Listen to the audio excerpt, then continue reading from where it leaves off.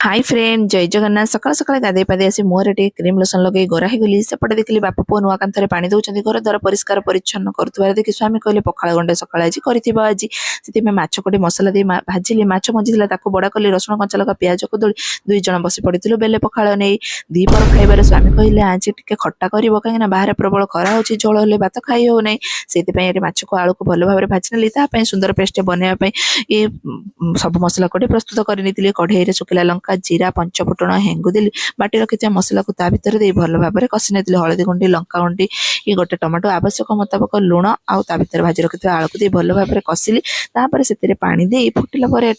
मुझे दुईटी आंबुल और माछ को पकई घर जेहेतु कई नी पुओ को गधे पदे ये चल खुएबाई खुएदे भल भाव में शुईदेली आज सबकि स्वामी मन पसंद खाଇବା सब बनई कि घरे गोटे कंचाम था मन मोर ता पाखर जमी खाइले उठी जाई कंचाम काटी खाई नहीं सब्सक्राइब करेंगे आशा।